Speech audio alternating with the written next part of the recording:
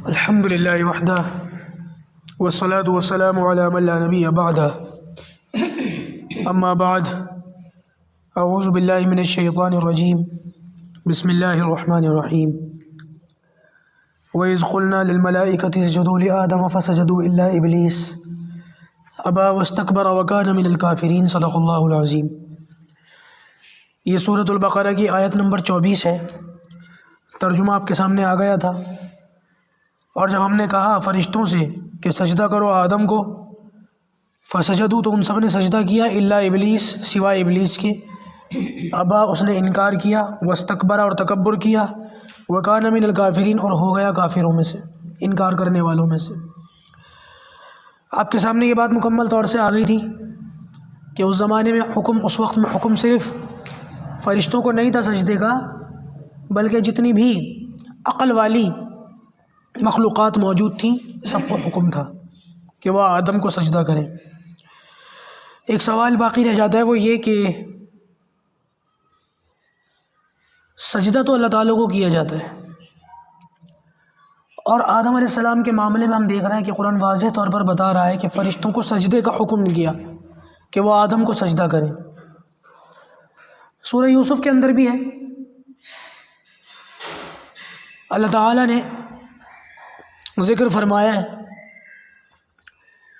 کہ یوسف علیہ السلام کو ان کے بھائیوں نے سجدہ کیا، باقاعدہ خواب دیکھا تھا اور خواب کی تعبیر تھی۔ اذ قال یوسف لأبیہ یا ابت انی رأیت 11 کوکبا والشمس والقمر رأیتہم لی ساجدین۔ ابا جان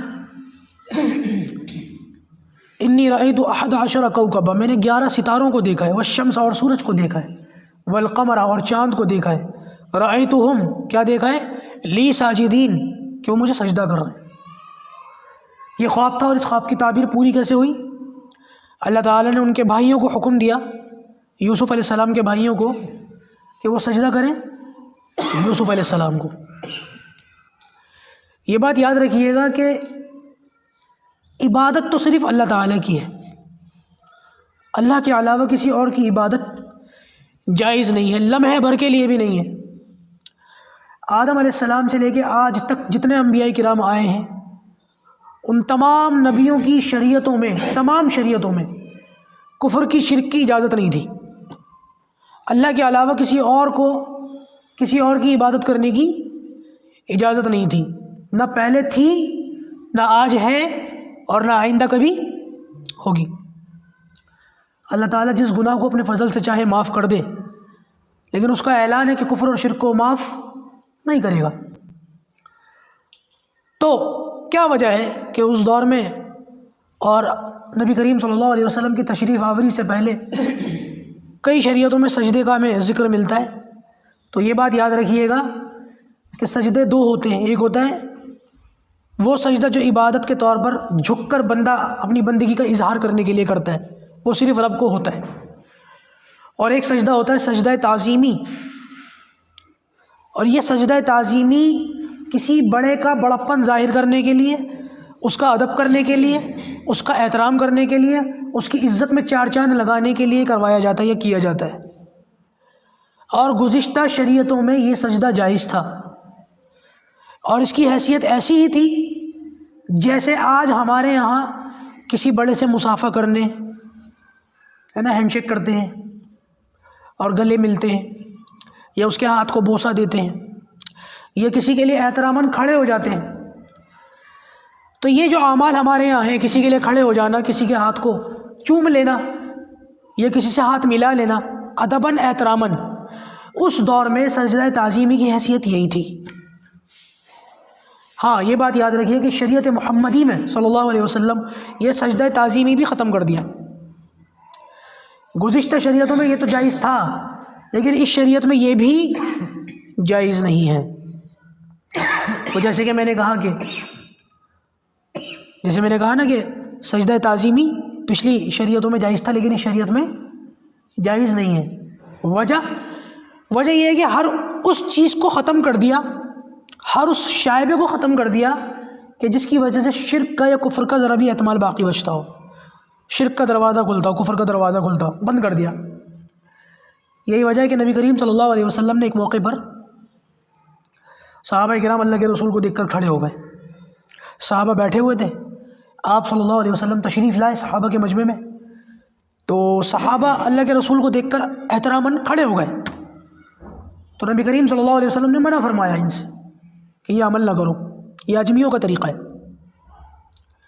جو لوگ عرب نہیں ہوتے تھے ان کو عجم کہا جاتا تھا. اللہ کے رسول نے فرمایا عجمیوں کا طریقہ ہے، ناپسند فرمایا اس بات کو. لیکن ایک دوسری روایت بھی، اللہ کے رسول صلی اللہ علیہ وسلم نے خندق کے بعد انصار کے سردار حضرت سعد رضی اللہ تعالیٰ عنہ، وہ بڑے اور کیونکہ زخم وغیرہ بہت زیادہ لگ گئے تھے اور شہادت بھی ہو گئی تھی اسی زخموں میں، تو جب اللہ کے رسول صلی اللہ علیہ وسلم نے ان کو بلوایا، خیبر بلوایا، اور جب وہ اپنے اللہ کے رسول صلی اللہ علیہ وسلم کے پاس آئے اپنے سواری پر سوار ہو کر، تو اللہ کے رسول نے صحابہ کو حکم دیا، انصار کو، کہ اپنے سردار کے لیے کھڑے ہو جاؤ، ان کی عزت اس میں کہ ان کے لیے کھڑے ہو جاؤ. اب یہ دو روایتیں ہیں، ایک میں اللہ کے رسول منع فرما رہے ہیں کہ عجمیوں کا طریقہ ہے، اور دوسری میں اللہ کے رسول فرما رہے ہیں کہ اپنے سردار کے لیے کھڑے ہو جاؤ. اس کا کیا جواب دیا جائے گا؟ دراصل ان دونوں حدیثوں کی تطبیق علماء نے یہ فرمائی ہے، ایسا جواب دیا ہے کہ بڑی دل کو تسلی ہوتی ہے، اور بہترین جواب ہے وہ یہ کہ اللہ کے رسول صلی اللہ علیہ وسلم نے اپنے لیے صحابہ کو کھڑے ہونے سے جو روکا، تو وہ اس لیے تھا کہ کسی شخص کو یہ بات بالکل اچھی نہیں لگنی چاہیے کہ لوگ اس کے لیے کھڑے ہوں. کوئی شخص کسی مرتبے پر ہو، کسی قوم کا بڑا ہو، کسی قبیلے کا بڑا ہو، کسی خاندان کا بڑا ہو، کسی مرتبے پر ہو، تو اس کے دل میں یہ بات بالکل نہیں آنی چاہیے کہ لوگ اس کے لیے کھڑے ہوں، اور اگر کوئی کھڑا نہ ہوتا تو اس پر ناراض ہو جائے. یہ طریقہ درست نہیں ہے، چاہت کسی کے دل میں نہیں ہونی چاہیے. لیکن اگر کسی بڑے کے لیے کوئی چھوٹا ادباً کھڑا ہو جائے تو اس میں کوئی حرج بھی نہیں ہے. کوئی بڑا اپنے چھوٹوں کو پابند نہ کرے کہ میرے لیے تمہیں کھڑا ہونا پڑے گا. ہاں، اگر کوئی چھوٹا اپنے بڑے کو دیکھ کر کھڑا ہو جائے، ہمارے یہاں مدارس کے اندر ایسا ہوتا ہے، کیونکہ ایک گھنٹہ بنا ہوا ہے فلاں استاد سے پڑھ رہے ہیں، ایک گھنٹہ بنا ہوا ہے فلاں استاد سے پڑھ رہے ہیں، وہ 6-8 گھنٹے کا ٹائم ٹیبل لگا ہوا ہے، ایک استاد سے اتنی دیر پڑھنا ہے، ایک استاد سے اتنی دیر پڑھنا ہے.